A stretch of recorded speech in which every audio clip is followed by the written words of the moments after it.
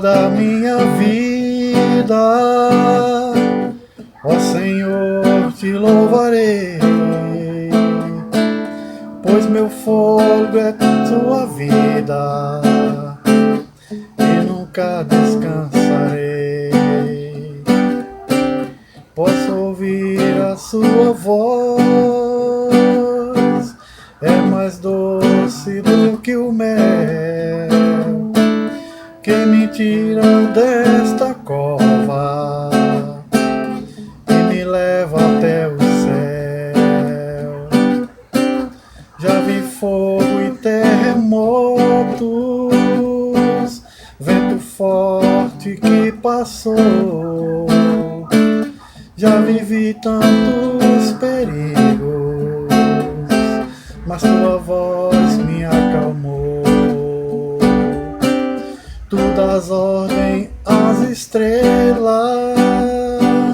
e ao mar os seus limites. Eu me sinto tão seguro no teu colo, Altíssimo.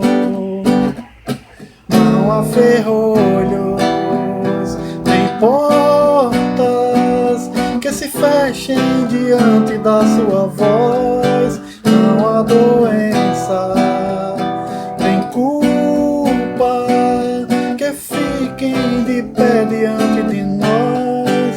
E a tempestade acalma na voz daquele que tudo criou.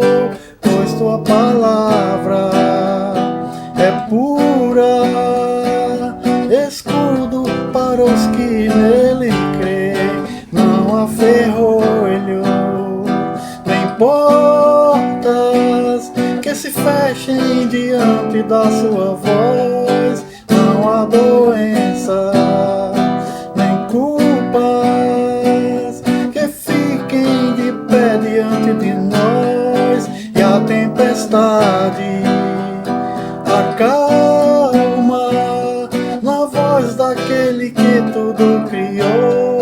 Pois tua palavra é pura, escudo para os que nele creem.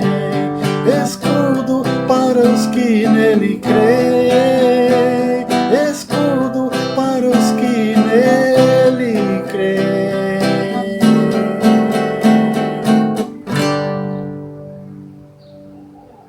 Fé em Deus.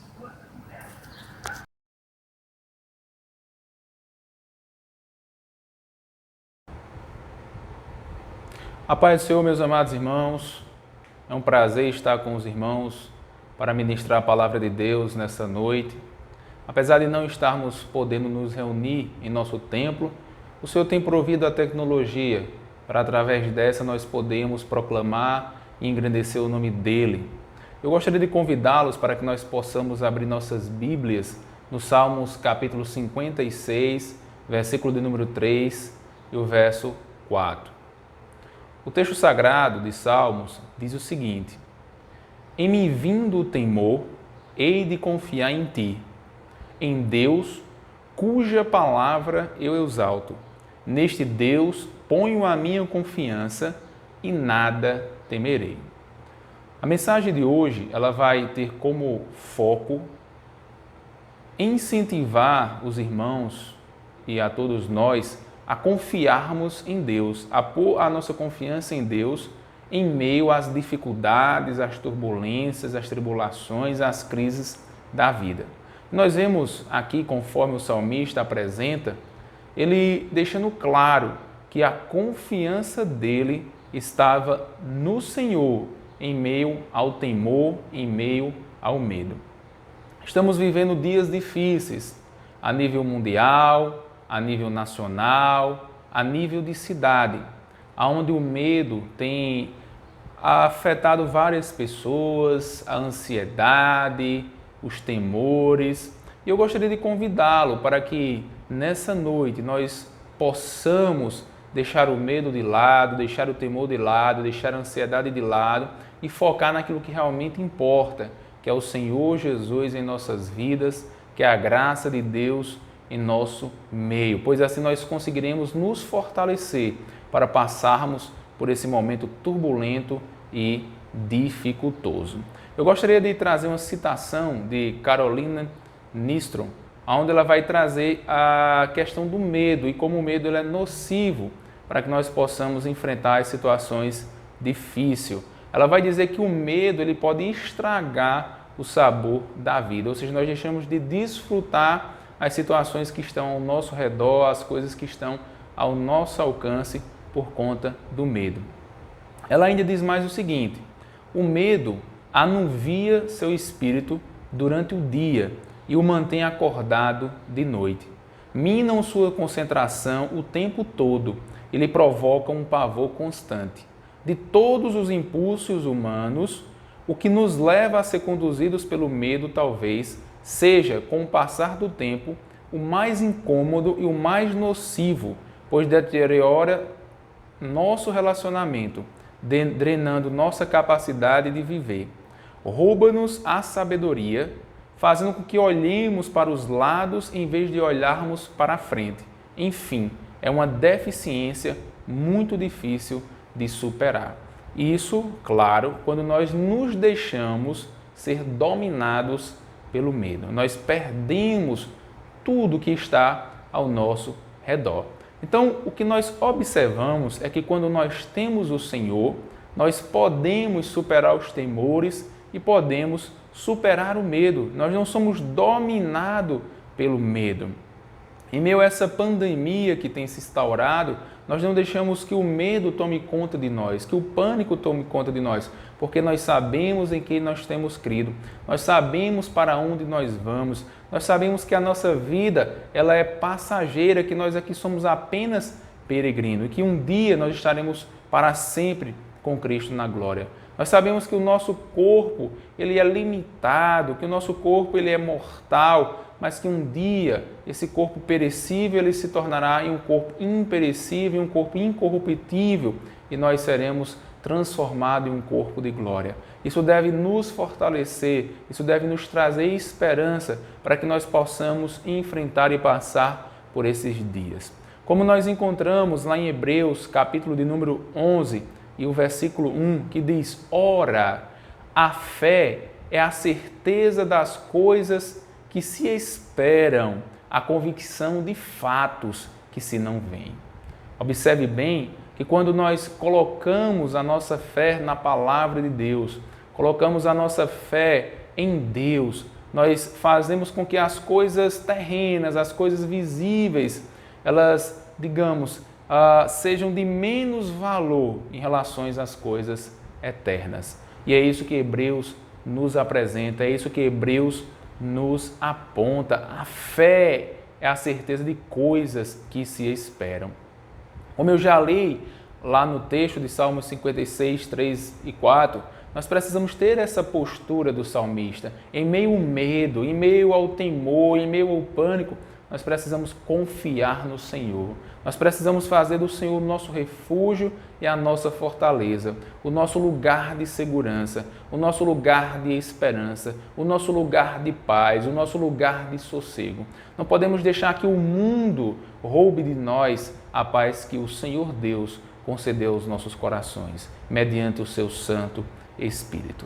Sendo assim, irmãos, diante de todo esse contexto, eu gostaria de exortá-los, de incentivá-los a manter posturas que fortaleçam a nossa fé, que traga combustível para a nossa caminhada cristã, para que nós não venhamos perder de forma alguma a esperança diante das dificuldades. Eu vou apresentar 5 pontos pelos quais nós podemos manter a nossa fé ativa e sempre firme nas promessas do Senhor.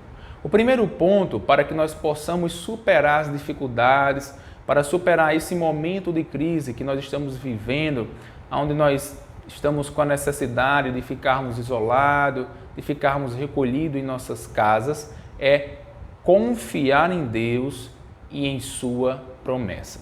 Nós precisamos ter consciência de que o Deus que nós servimos, Ele é o Deus que controla todas as coisas. Ele é um Deus soberano, Ele é um Deus onipotente, Ele é um Deus onisciente, Ele é um Deus onipresente. Nós precisamos entender que nós não confiamos na força do homem tão somente. Nós precisamos entender que nós não confiamos apenas no avanço científico, nós confiamos em Deus, que é o autor da criação. Nós confiamos em Deus que formou esse mundo, que formou a mim e que formou a você.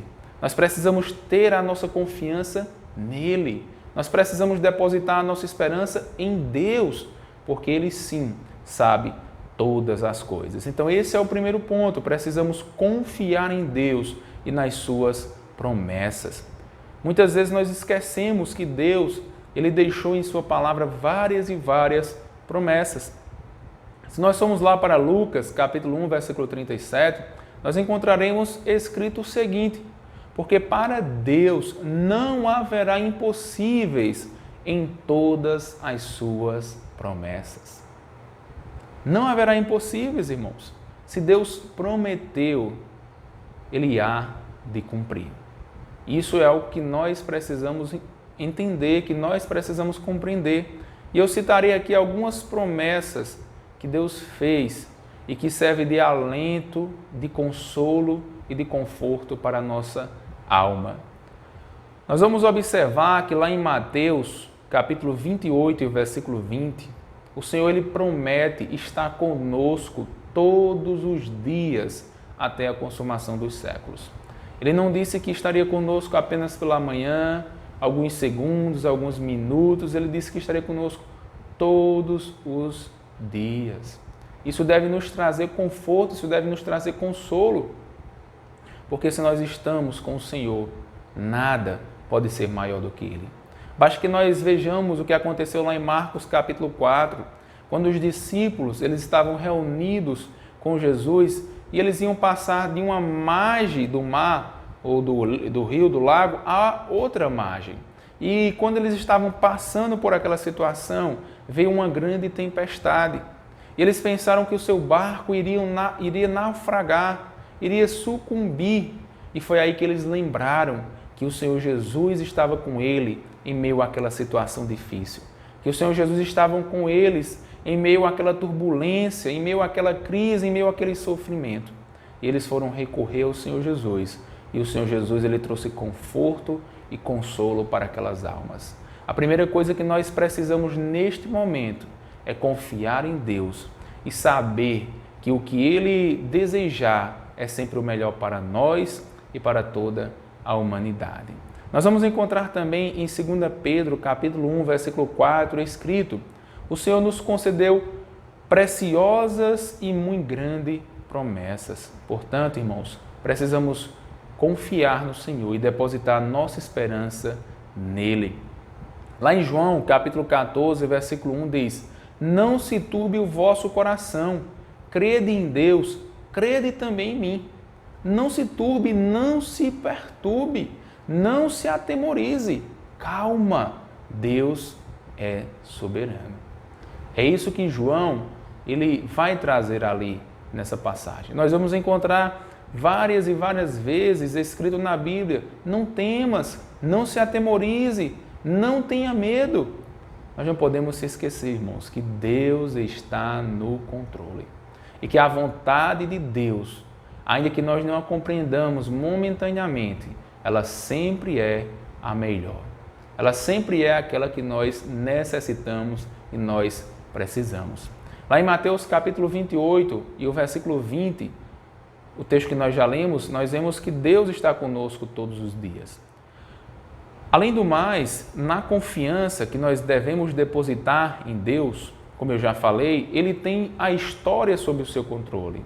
Ele governa todas as coisas. Um texto que muito me atrai e que muito me cativa é Romanos capítulo 8, versículo 28, que diz: sabemos que todas as coisas cooperam para o bem daqueles que amam a Deus, daqueles que são chamados segundo o seu propósito.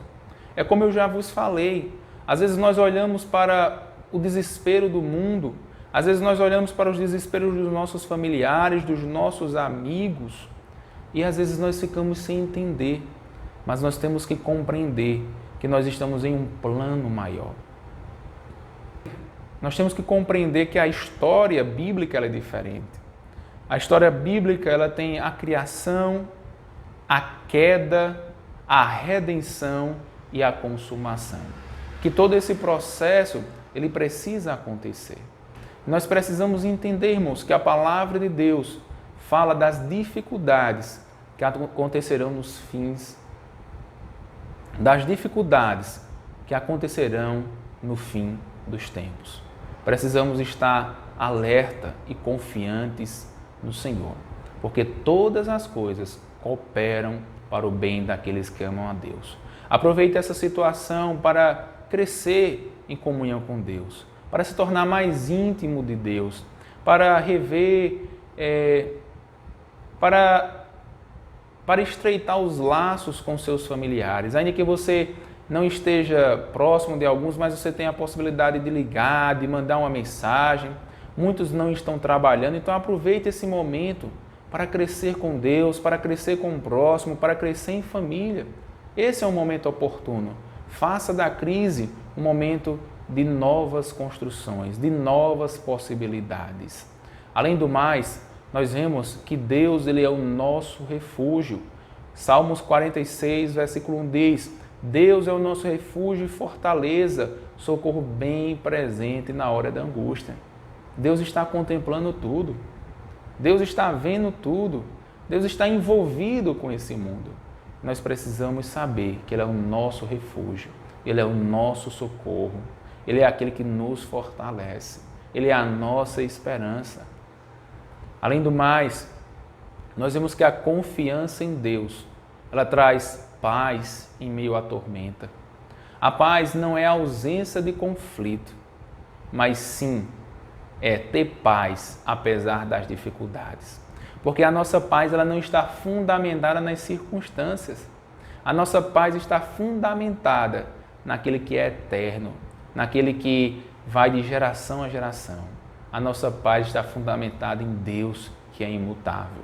Então, meus amados, o primeiro ponto que nós precisamos observar em meio às dificuldades é que nós precisamos depositar a nossa confiança em Deus. Nós precisamos descansar no Senhor, porque Ele sabe o que faz e o que Ele faz é sempre bom.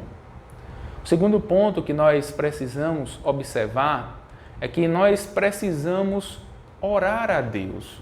Nós precisamos nos comunicar com Deus. Nós precisamos conversar com Deus. A oração ela é imprescindível para que nós possamos passar pelos momentos de dificuldade. Porque nós precisamos falar com o Senhor dos Senhores, o Rei dos Reis, aquele que tem a história sobre o seu controle. Precisamos conversar com o Senhor. M. Bonds, ele vai dizer o seguinte acerca das promessas e das orações. Ele diz: sem a promessa, a oração é excêntrica e sem fundamento. Sem oração, a promessa é vaga, silenciosa, obscura e impessoal. A promessa torna a oração destemida e irresistível. O que eu quero dizer com isso? Nós vimos anteriormente que nós precisamos confiar nas promessas. Então, busque as promessas de Deus. Ore com as promessas de Deus. Porque se Deus prometeu, irmãos, Ele vai cumprir. Então, nas suas orações, faça com que elas estejam repletas das promessas de Deus. Faça com que a Bíblia se faça presente nas suas orações, porque esta é a vontade do Senhor. Além do mais, nós vemos lá em 1 João, capítulo 5, versículo 14 e 15. Esta é a confiança que temos ao nos aproximarmos de Deus. Se pedirmos alguma coisa de acordo com a sua vontade, Ele nos ouve. E se sabemos que Ele nos ouve em tudo o que pedimos, sabemos que temos o que dele pedimos. Olha, irmãos, que coisa prazerosa, que coisa maravilhosa e gratificante. Deus nos ouve. Deus atende aos nossos pedidos, desde que eles estejam conforme a sua vontade. E aonde nós encontramos a sua vontade? Na sua santa palavra. E esse é um ponto que nós precisamos atentar. A oração precisa estar permeada das promessas de Deus, porque isso demonstra a nossa confiança nele. A oração, ela também é um meio pelo qual nós podemos lançar as nossas ansiedades, os nossos medos e os nossos temores diante de Deus. Nós vamos encontrar o salmista no Salmo 55, 22, dizendo o seguinte: lança o teu cuidado sobre o Senhor e Ele te susterá. Nunca permitirá que o justo seja abalado. Então, se você está desesperado, se você está preocupado, se você tem sido abalado, lance suas preocupações sobre o Senhor. Ore ao Senhor. Coloque diante dele tudo aquilo que você tem pensado, tudo aquilo que tem afligido a sua alma, tudo aquilo que tem lhe perturbado, para que você não seja, digamos assim, destruído por isso. Nós encontramos também em Filipenses capítulo 4, versículos 6 e 7, escrito: não andeis ansiosos de coisa alguma. Em tudo, porém, sejam conhecidas diante de Deus as vossas petições, pela oração e pela súplica, com ações de graça. E a paz de Deus, que excede todo entendimento, guardará o vosso coração e a vossa mente em Cristo Jesus. Irmãos, o melhor lugar que as nossas aflições, as nossas perturbações, as nossas ansiedades podem estar é aos pés de Deus. Os irmãos conhecem muito bem a história de Ana, lá em 1 Samuel, capítulo 1. Ana era uma mulher aflita, porque ela não possuía filhos. Ela era estéril, ela não poderia gerar filhos. E diante de todo esse desespero, irmãos, Ana foi ao templo e rogou a Deus, orou a Deus. Eu sei que nós não estamos com possibilidade de ir ao templo, mas esse não é o ponto. O ponto é que hoje nós podemos ter comunhão com Deus, aonde nós estivermos, porque o véu do templo, ele foi rasgado. Hoje nós temos acesso direto ao Pai, é o que nós chamamos de o sacerdócio universal. Então, coloque diante de Deus a sua dificuldade, o seu problema. Quando Ana colocou diante do Senhor a sua esterilidade, o seu desejo, o seu anseio. Além do mais, irmãos, nós vemos que Ana, ela não queria um filho apenas para satisfazer o seu ego, apenas para satisfazer o seu desejo, o seu orgulho, mas sim para glorificar e exaltar o nome de Deus. Quando Ana coloca tudo isso diante do Senhor, nós vamos ver mais à frente no texto que Ana já não estava mais desesperada. Ana já não deixava de se alimentar, Ana já não tinha ausência de paz. Ana saiu daquela oração renovada, revigorada e em paz. Porque é isso que acontece, irmãos, quando nós entramos na sala do trono de Deus. Então, faça desses momentos uma oportunidade para você orar a Deus, o Todo-Poderoso. E como nós devemos orar ou por quem nós devemos orar? Nós devemos orar pelas autoridades. Nós vamos encontrar isso em 1 Timóteo, capítulo 2, versos 1 a 2. Antes de tudo, pois, exorto que se use a prática de súplicas, orações, intercessões, ações de graças em favor de todos os homens, em favor dos reis e de todos os que se acham investidos de autoridade, para que vivamos vida tranquila e mansa, com toda piedade e respeito. Precisamos orar para que Deus dê sabedoria aos nossos governantes, às autoridades de saúde, às autoridades policiais, para que eles saibam gerir essa situação sem que traga danos para a população. Precisamos orar para que Deus dê sabedoria a eles. Nesse mesmo texto, irmãos, nós também vemos que nós precisamos interceder pelos nossos irmãos.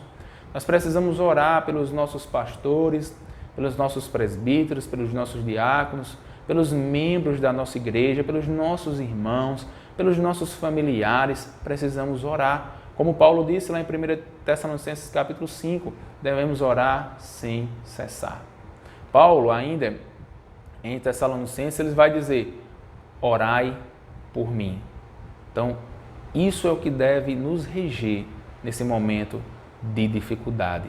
Devemos orar pelos nossos irmãos, pelas autoridades, devemos orar, orar e orar. Esse é o segundo ponto pelo qual nós podemos enfrentar as crises e as dificuldades. Terceiro, irmãos, nós precisamos meditar na palavra de Deus. porque é ali onde nós vamos encontrar alimento para a nossa alma. Nós vamos encontrar lá em Romanos capítulo 10, que a fé vem pelo ouvir e o ouvir a palavra de Deus. Não adianta nós tão somente pegarmos esse momento em que estamos em casa e ocuparmos a nossa mente com entretenimento, com conversa superficiais. Não, precisamos também ter um momento que a palavra de Deus seja o centro das nossas vidas.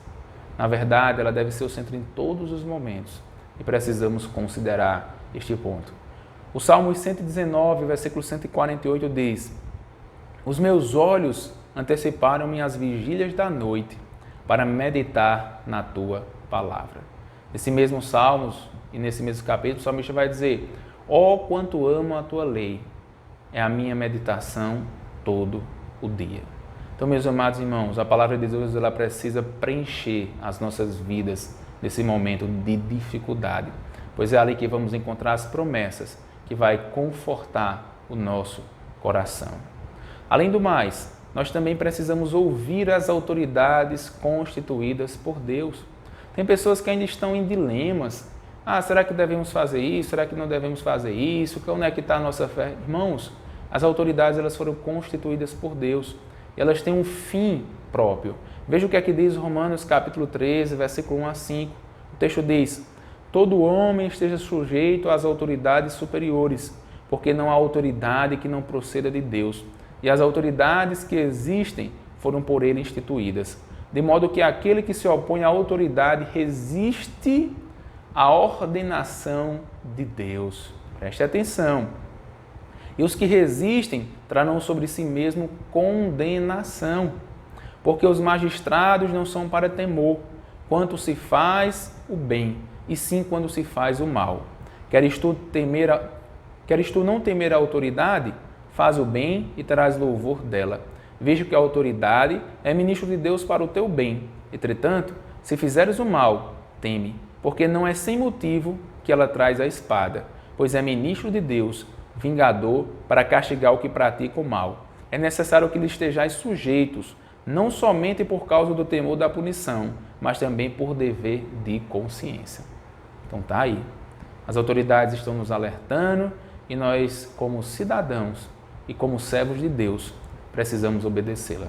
Nós só devemos desobedecê-las, claro e evidente, se elas impossibilitarem que nós cultuemos a Deus, que nós louvemos a Deus, o que no momento isso não acontece. Então atentemos e obedeçamos a palavra de Deus em Romanos capítulo 13 e nós teremos paz em meio ao sofrimento, em meio à dificuldade.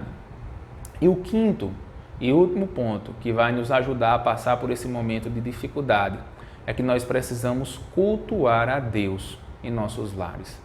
Não é porque estamos em casa que vamos estar sentados numa rede, deitados numa rede, tomando água de coco, de perna para cima, assistindo TV ou fazendo qualquer outra coisa. Precisamos aproveitar esse momento também para reservarmos um tempo e cultuarmos a Deus, exaltarmos a Deus, porque o Senhor é Ele quem tem todo o poder sobre todas as situações.